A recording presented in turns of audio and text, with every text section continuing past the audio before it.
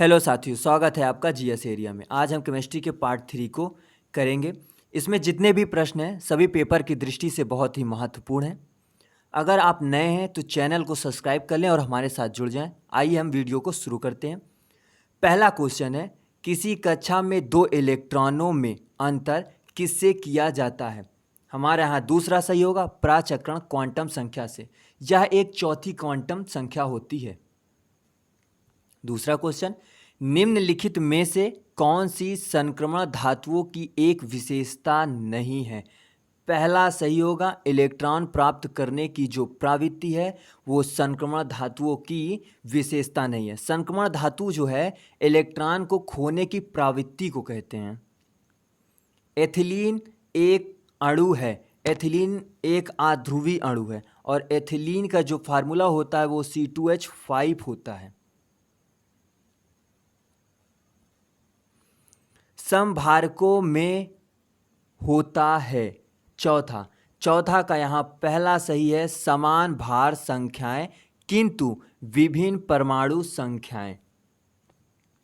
अब देखिए, समभारक को आइसोबर भी कहते हैं और रासायनिक तत्वों के परमाणु जो हैं ये इसमें पृथक हो जाते हैं, जिनमें केंद्रकों की संख्या समान होती है और उनकी जो परमाणु संख्या होती है वो पृथक होती है, लेकिन द्रव्यमान संख्या इसमें सदैव समान रहती है। पांचवा, निम्नलिखित में से कौन सा एक ऋण आयन होगा? पांचवा का यहाँ पे दूसरा सही होगा, यदि उनमें न्यूट्रॉन से अधिक इलेक्ट्रॉन होंगे। न्यूट्रॉन से अधिक इलेक्ट्रॉन होंगे। अगर इसमें ये उल्टा हो जाता, इलेक्ट्रॉन से अधिक प्रोटॉन होते, नहीं ये नहीं, अगर इसमें इलेक्ट्रॉन से अधिक न्यूट्रॉन होते तो ये ऋणायन की जगह धनायन हो जाता।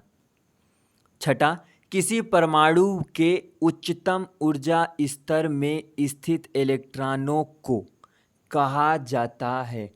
क्या कहा जाता है? संयोजकता इलेक्ट्रॉन कहा जाता है। सातवां, निम्नलिखित तत्वों में से किसकी परमाणु संख्या फ्लोरीन की तुलना से अधिक होती है?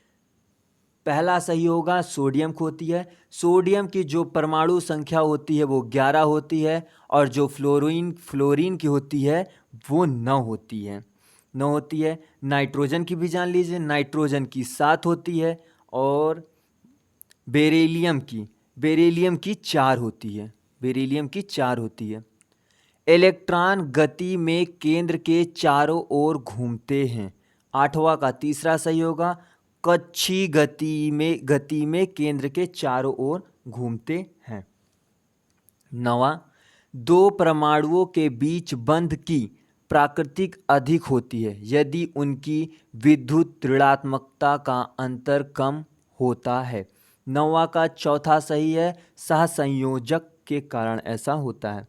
देखिए, दो परमाणु के मध्य निर्मित आबंध का जो प्रकार होता है उनके ऋण विद्युत के अंतर पर निर्भर करता है। ऋण विद्युत के मध्य अंतर शून्य या बहुत कम होता है तो निर्मित आबंध जो है सहसंयोजक होगा। अगर इनका अंतर जो है 2 पॉइंट, जैसे कि 2.5 से अधिक होगा तो यह आबंध वैद्युत संयोजक होगा। वह सूक्ष्माणु है जिसके पास कोई विद्युत आवेश नहीं होता है। 10वां का तीसरा सही होगा,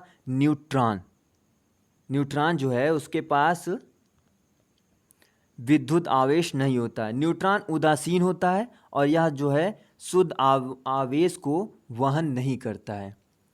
pH स्केल की सीमा होती है। pH स्केल की जो सीमा होती है वो 0 से 14 तक होती है।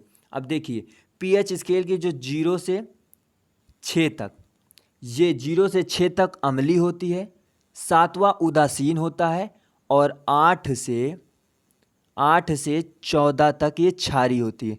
ये क्षारीय होती है, ये अम्लीय होती है, ये उदासीन होती है। मतलब अगर 0 या 6 या इनके बीच कोई भी संख्या आती है pH स्केल में तो ये अम्लीय होगा। अगर 8 या 14 या इनके बीच में भी कोई संख्या आती है तो ये क्षारीय होगा। अगर 7 होगा तो ये उदासीन होगा और उदासीन है जल, जिसका फार्मूला होता है H2O। परमाणु के नाभिक के घटक क्या हैं? परमाणु के नाभिक के घटक क्या है? प्रोटॉन तथा न्यूट्रॉन है। और इसकी खोज रदरफोर्ड ने 1911 में की थी।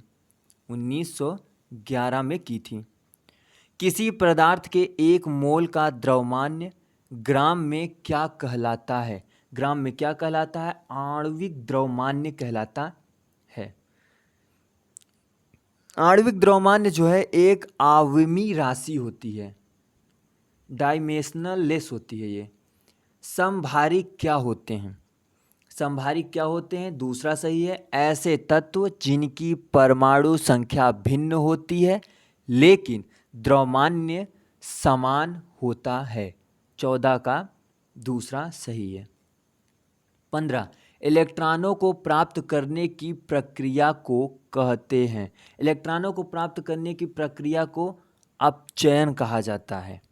अब देखिए, इलेक्ट्रॉन को खोने की प्रक्रिया जो है ऑक्सीकरण कहलाती है। अगर इलेक्ट्रॉन खो रहा है तो ऑक्सीकरण हो रहा है। अगर इलेक्ट्रॉन को प्राप्त करने की प्रक्रिया जो है उसे अपचयन कहते हैं। इसे न्यूनीकरण या रिडक्शन भी कहलाती है। तो आपको क्लास कैसे लगी आप कमेंट करके हमें ज़रूर बताएं। इसे जितना ज़्यादा हो सके अपने साथियों के साथ शेयर करें। हम इसी तरह आपके लिए और भी अच्छी अच्छी क्लास लाते रहेंगे। धन्यवाद।